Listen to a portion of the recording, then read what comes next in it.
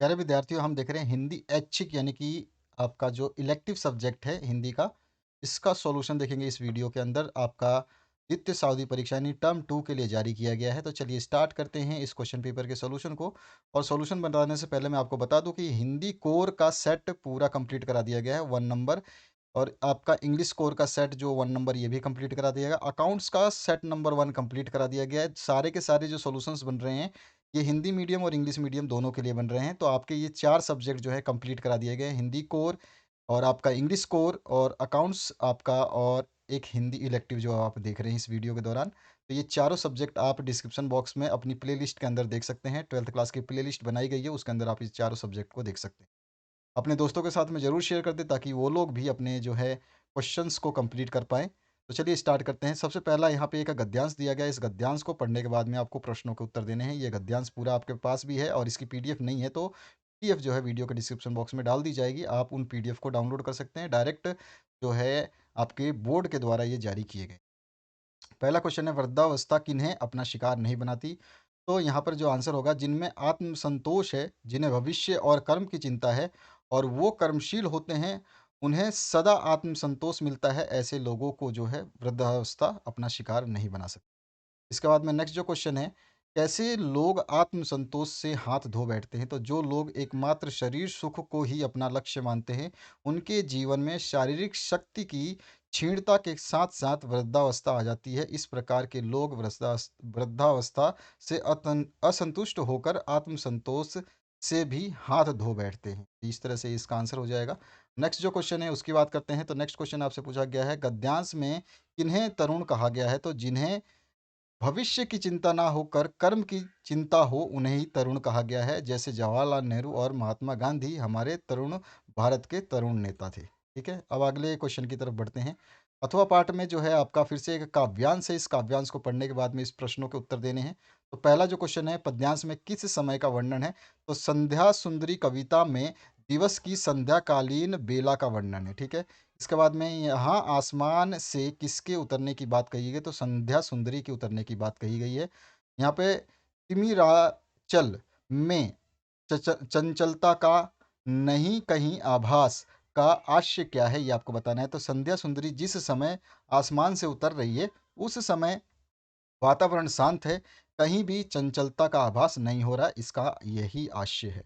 अगला जो खंड ख है, इसमें अभिव्यक्ति माध्यम और रचनात्मक लेखन की बात करें तो पहला जो है यहाँ पर आपसे निम्न में से किसी 2 प्रश्नों के उत्तर देने हैं। तो आपका जो पहला प्रश्न है, इसमें मुझे अनुशासन या महिला सशक्तिकरण पर एक निबंध आपको लिखना है। तो अनुशासन के ऊपर हमने लिखा है और आप भी लिख सकते हैं। यहाँ पे पूरा का पूरा आप जो है अनुशासन वाला पैराग्राफ वीडियो को पॉज़ करके पढ़ लीजिए, आपको सारा समझ में आ जाएगा। सिंपलेस्ट वर्ड्स को यूज़ किया गया है और अच्छे तरीके से लिखा गया है ताकि एग्ज़ामिनर्स जो है आपको कंप्लीट इसमें मार्क्स दे दें। ये आपका यहाँ पे सॉल्यूशन हो जाएगा। अगले जो इसमें दूसरा पार्ट जो है महिला सशक्तिकरण के बारे में, काफ़ी इम्पोर्टेंट रहेगा ये वाला महिला सशक्तिकरण, तो इसको ज़रूर आप एक बार ढंग से याद कर लेना। तो इसमें जो है इसको भी हमने उल्लेखित किया है पैराग्राफ वाइज़। तो पहला पैराग्राफ तो यहाँ पे ख़त्म हो जाएगा। इस पैराग्राफ को नोट करें और इसके बाद में जो दूसरा पैराग्राफ है, लैंगिक समानता से लेकर के कदम उठा रही, जो है यहाँ तक कंप्लीट हो जाएगा। जो मैं आपको हाइलाइट कर रहा हूँ, ये दूसरा पैराग्राफ है और इसके बाद में थर्ड पैराग्राफ में जो है हम इसको कंप्लीट कर देंगे। तो यहाँ पर जो है इस तरह का ये पूरा पैराग्राफ हमने लिखा है। तो ध्यान से इसको पढ़ेंगे तो आपको समझ में आ जाएगा। बहुत आसान शब्दों में लिखा गया है। इसको मैं पढ़ूँगा तो इसमें ऐसी कोई समझने वाली बात नहीं है। कोई निबंध है, निबंध तो जानते ही हैं आप, अपने हिसाब से लिखा जाता है। कुछ आप जो 2-4 लाइनें वर्ड्स को चेंज कर सकते हैं। इसमें नेक्स्ट पार्ट जो है, अर्थशास्त्र विषय की पढ़ाई न हो पाने से उत्पन्न कठिनाई को बतलाते हुए विद्यालय के प्रधानाचार्य को समाधान हेतु एक पत्र जो है आपको लिखना है। तो सेवा में प्रधानाचार्य जी, कोई भी आप विद्यालय का नाम लिख सकते हैं क्योंकि यहाँ पे कोई भी विद्यालय का नाम या किसी का नाम नहीं दिया गया, तो आप अपनी मर्जी से कोई भी नाम चुन सकते हैं। उसके बाद में महोदय, सविनय निवेदन यह है कि हमारी अर्थशास्त्र की अध्यापिका जी की अकाल मृत्यु की वजह से हमारा पाठ्यक्रम संपन्न नहीं हो पाया। हालांकि उनकी मृत्यु को हुए अब 2 महीने हो गए, परंतु कोई नए शिक्षक उनके स्थान पर नहीं आए हैं, जिस वजह से हमें पढ़ाई में बहुत कठिनाइयों का सामना करना पड़ रहा है। हमारी कक्षा के सभी छात्र निर्धारित काल में पढ़ाई तो अवश्य करते हैं, लेकिन उन्हें जो समस्याएं आती हैं, उन्हें सुलझाने वाला हमारी कक्षा में कोई नहीं है। इसलिए हम आपसे सविनय निवेदन करते हैं कि कृपा कर हमारी कक्षा के लिए एक अर्थशास्त्र अध्यापक की भर्ती कीजिए या व्यवस्था कीजिए। आप आपकी अति कृपा होगी। सर धन्यवाद करके या धन्यवाद करके जो है आप अपना नाम वगैरह लिख देंगे, ठीक है? और यहाँ पर जो है आप डेट यहाँ पे साइड में कहीं भी नीचे या ऊपर डेट डाल देंगे किसी भी साइड में, ठीक है? इसके बाद जो नेक्स्ट क्वेश्चन है यहाँ पर ग पार्ट, दैनिक समाचार पत्र के संपादक को बढ़ते प्रदूषण और अनियंत्रित पेड़ पौधों की कटाई के बारे में पत्र लिखते हुए समाधान का अनुरोध करना है। जब भी आप दैनिक समाचार पत्र या किसी भी ऑफिशियल लेटर को लिखते हैं अपने प्रिंसिपल को छोड़ करके, तो जब ये लेटर लिखते हैं तो सबसे पहले आप कोई भी एड्रेस ज़रूर लिखेंगे। अगर आपके क्वेश्चन पेपर में नहीं दिया है तो एड्रेस ज़रूर यूज़ करेंगे। आप अपना एड्रेस यूज़ कर सकते हैं, अपने दोस्त का एड्रेस यूज़ कर सकते हैं।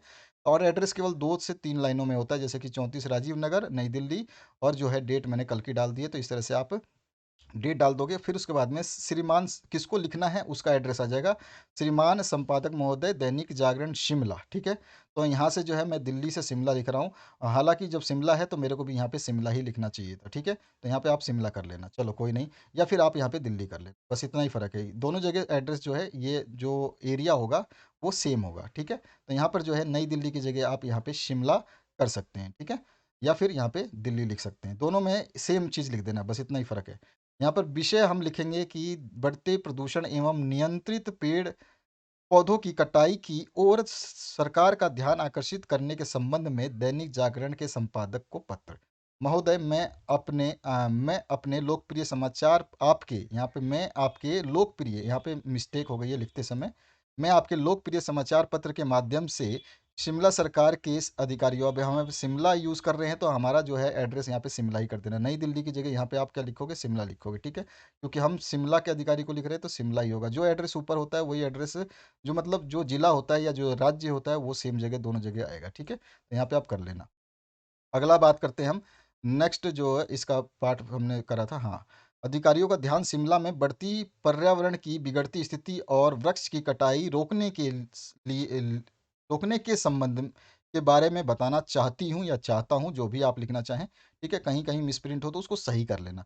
मैं न्यू शिमला में रहती हूँ। आशा है कि आप मेरे पत्र को अपने लोकप्रिय समाचार पत्र में प्रकाशित करेंगे और वृक्ष की कटाई रोकने के लिए लोगों को जागरूक करने में मदद करेंगे। हमारे शहर में पर्यावरण की बिगड़ती स्थिति बढ़ती जा रही है और लोग अपने लाभ के लिए पर्यावरण के साथ गलत कर रहे हैं। आए दिनों पेड़ों को काट रहे हैं और प्रदूषण फैला रहे हैं। अपनी ज़रूरतों को पूरा करने के लिए पेड़ों की अंधाधुंध कटाई कर रहे हैं। मेरा केंद्र सरकार से अनुरोध है कि वह इस संबंध में कठोर कार्यवाही करें। अतः मेरा आपसे विनम्र अनुरोध है कि उपरोक्त विचार अपने समाचार पत्र में प्रकाशित करने की कृपा करें। इसके लिए मैं आपका आप मैं इसके लिए मैं आपकी आभारी रहूँगी। आपका लिख दिया है, यहाँ पे मात्रा लगा देना, आपकी आभारी रहूँगी, और यहाँ पे गा लिख दिया है, इसको गी कर देना, ठीक है?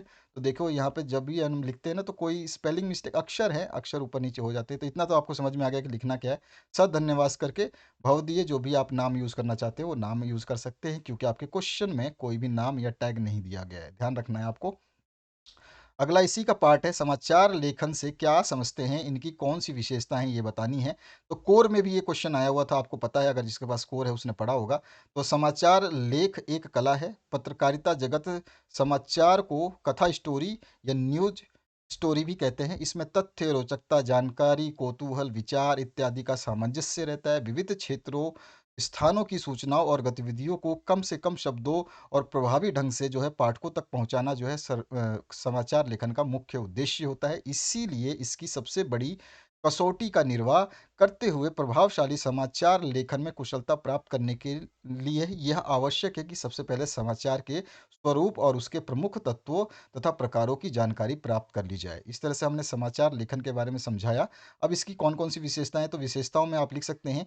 एक तो विशेषता है, अच्छे पत्रकार के लिए ये जानना आवश्यक है कि सिर्फ घटनाओं का उसी रूप में प्रस्तुत करना काफ़ी नहीं होता है। इसमें जो है 6 ककार होते हैं, जो क से शुरू होते हैं। कब, क्या, कहाँ, कौन, कैसे, क्यों, ये सब जो है यूज़ किया जाता है, ठीक है? ये समाचार की खास विशेषताओं में आती है। दूसरी विशेषताओं में जो है तथ्य जो होते हैं उनको नवीनता के साथ में प्रकट करना है, ताकि जो अ, समाज या समूह के व्यक्ति हैं उनको प्रभावित किया जा सके। तीसरी विशेषता में जो है समाचार की जो भाषा है वो ऐसी प्रस्तुत हो कि जो कोई पढ़े तो उसको असुविधा या मुश्किल ना हो और वो उसको अच्छे तरीके से सके, ठीक है?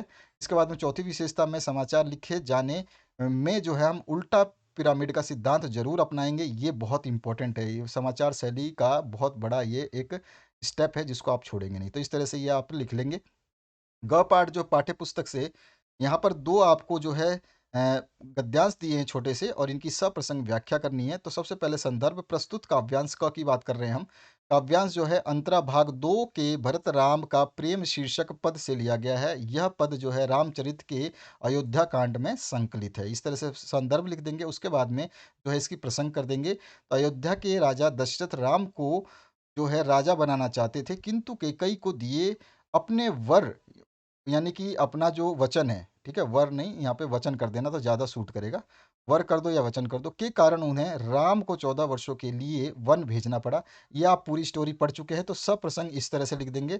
सप्रसंग व्याख्या जो है फिर आप आगे जो है इन दोनों लाइनों को थोड़ा-सा ढंग से समझाएँगे, क्योंकि व्याख्या का मतलब केवल संस्कृत होता तो छोटा-सा होता, लेकिन जब आपकी हिंदी है तो इन विषयों इस लाइनों को जो है हम पूरी किताब में से स्टोरी को लेकर के फिर समझाते हैं। तो व्याख्या जो है आप इस तरह से लिख सकते हैं, ये व्याख्या है, ठीक है? इसी का ख पार्ट जो है यहाँ पर इसका भी हमने जो है प्रसंग बता दिया। प्रस्तुत पदावली जो है ये जायसीकृत पद्मावत काव्य के नागमती वियोग खंड से लिया गया है। इस अंश के अंतर्गत कवि जायसी ने नागमती के दुख का कारण बताते हुए कहा है कि वे अपने पति को बहुत याद करती है, ठीक है?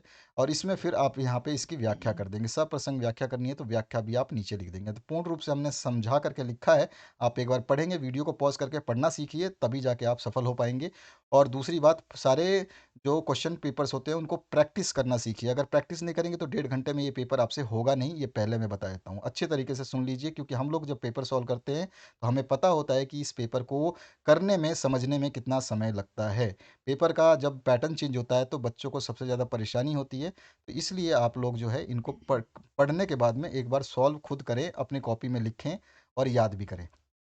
निम्नलिखित में से किन्हीं 2 प्रश्नों के उत्तर देने हैं। माघ महीने में विरहिणी को क्या अनुभूति होती है? तो माघ के महीने में ठंड अपने विकराल रूप में विद्यमान होती है। चारों ओर पाला अर्थात कोहरे छाने लगते हैं। विरहिणी के लिए यह स्थिति भी कम कष्टप्रद नहीं है। इसमें विरह की पीड़ा मौत के समान होती है। यदि पति की अनुपस्थिति इसी तरह रही तो माघ मास की ठंड उसे अपने साथ ही ले जाकर मानेगी। यह मास उसके मन में काम की भावना को जागृत करता है। यह प्रियतम से मिलने को व्याकुल हो उठती है। इसी बीच इस मास में होने वाली वर्षा उसकी व्याकुलता को और भी बढ़ा देती है, और वर्षा में भीगी हुई नागमती को गीले वस्त्र और तथा आभूषण तक तीर के समान चुभ रहे होते हैं। उसे बनाव श्रृंगार तक भाता नहीं, और प्रीतम के विरह में तड़पते हुए वह सुख कर कांटा हो रही है। उससे ऐसा लगता है कि इस विरह में वह इस प्रकार जल रही है कि उसका शरीर राख के समान उड़ ही जाएगा, ठीक है? तो इस तरह से ही आप इसका पूरा प्रस्तुति जो है विवरण देंगे, ठीक है? अगला जो क्वेश्चन है उसकी बात करते हैं। तो यहाँ राम के वनगमन के बाद उसकी वस्तुओं को देख माँ कौशल्या कैसा अनुभव करती है? अपने शब्दों में जो है आपको लिखना है। तो मैंने अपने शब्दों में पाठ के आधार पे लिखा है, आप भी इसको यूज़ कर सकते हैं। तो आप पढ़ सकते हैं कि जब राम वन में गमन करते हैं तो उसकी माँ जो है उसकी वस्तुएँ देख कर के बहुत ज़्यादा भाव विभोर हो जाती है। उसकी आँखें छलक जाती हैं, वो राम को जो भवन में नहीं दिखाई देता तो वो व्याकुल हो उठती है। इस तरह से इस पूरे वाक्यांश को जो है यहाँ पे आप स्पष्ट कर देंगे। अगला जो इसका ग पार्ट है, कवि ने चाहत चलन ये संदेशों ले सुजान को क्यों कहा है, ये आपको बताना है। तो यहाँ पे भी इस पंक्ति में कवि अपनी प्रेमिका से मिलने की व्यग्रता दिखाई देती है। वह रह रहकर अपनी प्रेमिका से मिलने की प्रार्थना कर रहा है, परंतु उसकी प्रार्थना तथा संताप का प्रेमिका पर कोई प्रभाव नहीं पड़ता। इसके कारण वो दुखी हो जाता है। बस वे उससे मिलना चाहते हैं।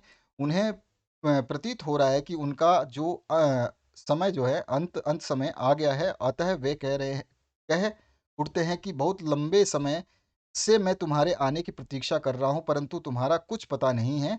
तुमसे मिलने की आस मेरे प्राण तुमसे मिलने की आस में मेरे प्राण जो है अटक रखे हैं।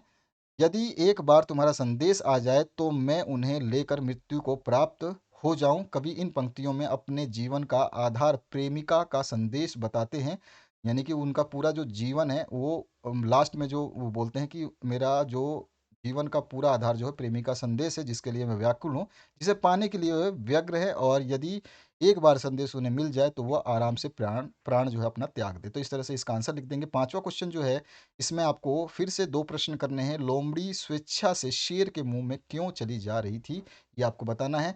तो स्टोरी आपने पढ़ी है और अच्छी तरीके से पढ़ी है, तो आप जो है इसका आंसर लिख सकते हैं। हमने बहुत तरीके से इसको जो है सूझबूझ के साथ में यहाँ पे आंसर जो लिखा है, क्योंकि जो आप देखोगे तो इसमें क्या होता है कि लोमड़ी जो स्वेच्छा से इसलिए जाती है क्योंकि उसको उसको बेरोज़गारी का प्रतीक माना गया था। वो बेरोज़गार थी, रोज़गार जो है उसको नहीं था उसके पास में, और इस तरह से वो मतलब थोड़ी-सी डिस्टर्ब थी, मतलब आप कह सकते हैं। और उसके अलावा जो भी आप 2-4 लाइनें अपना इसमें जोड़ सकते हैं अपने हिसाब से, तो इस तरह से इसका आंसर लिख सकते हैं। अगला जो पार्ट है ख पार्ट, इसमें अमझर से आप क्या समझते हैं? अमझर गाँव में सूनापन क्यों है? ये आपको बताना है। अमझर जो है शब्द ये 2 से मिलकर बना है, एक आम तथा झरना से, और इस आधार पर अमझर शब्द का अर्थ हुआ वह स्थान जहाँ आम झरते हों या गिरते हों, ठीक है? जब से ये घोषणा गाँव में हुई कि अमझर अमरौली प्रोजेक्ट के निर्माण के लिए नवा गाँव के बहुत से गाँव को नष्ट कर दिया जाएगा, तब से इस गांव के आम के पेड़ों ने फलना फूलना छोड़ दिया। अमझर गांव नवा गांव के क्षेत्रफल में आता था या क्षेत्र में आता था, तो उसे भी उजाड़ा जाएगा। इसका मतलब कि वो उस क्षेत्र में आता है तो उसे भी यह सूचना मानव प्रकृति को भी पता चल गई, अतः इस वजह से अमझर गांव में सूनापन हो जाता है। ठीक है, तो ये हमारा जो आंसर हो जाए। इसके बाद में ग पार्ट है, उस छोटी सी मुलाकात ने संभव के मन में क्या हलचल उत्पन्न कर दी, इसका सूक्ष्म जो है विवेचन आपको देना है। तो यहाँ पे संभव एक नौजवान था, आपको पता है। इससे पहले कि लड़की ने उसके दिल में दस्तक नहीं दी थी, अचानक पारो से मुलाकात होने पर उसे किसी लड़की के प्रति प्रेम की भावना जागरूक हुई थी। मतलब वो पहली बार जब उससे मिला था तो। पारो को जब उसने गुलाबी साड़ी में पूरी भीगी हुई देखा, तो वह देखता रह गया। उसका सौंदर्य अनुपम था। उसने उसके कोमल मन में हलचल मचा दी।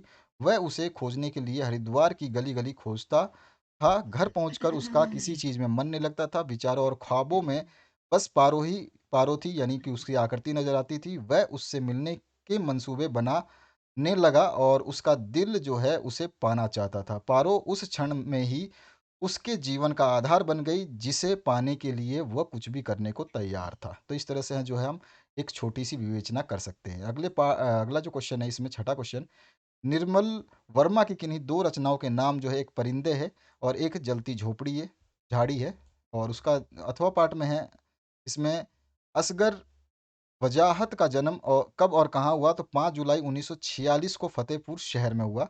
इसके बाद में कोइयाँ किसे कहते हैं? इसकी विशेषताएँ बताएँ। अथवा में है अपना मालवा खाओ उजाड़ू सभ्यता में शीर्षक का हास्य क्या है? स्पष्ट करना है। तो यहाँ पे पहला जो आपका कोइयाँ किसे कहते हैं, ये हमने बता दिया है कि इसमें जो है कोइयाँ जल में उत्पन्न होने वाला पुष्प है। इसे कुमुद या कोका बेली के नाम से भी जाना जाता है। इसकी प्रमुख विशेषताएं जो हमें बतानी है, तो हमने यहाँ पे 4 पॉइंटों में इसकी विशेषताएं जो है बता दी है। इनको आप नोट करेंगे। इसका अथवा पाठ जो है इसको भी हमने यहाँ पे समझाया है, जो कि आप यहाँ से उतार सकते हैं पूरा का पूरा। शांति से आप जब पढ़ेंगे तभी आपको ये चीज़ें समझ में आएगी। जहाँ समझाने वाली कोई चीज़ होगी वहाँ पे मैं आपको बता दूँगा। या विशननाथ पर क्या अत्याचार हो गया, ये आपको बताना है। या अथवा में अब मालवा में वैसा पानी नहीं गिरा करता था, उसके क्या कारण थे? तो यहाँ पर जो है दोनों के आंसर हमने अथवा पाठ सभी क्वेश्चंस के आंसर्स दिए हैं।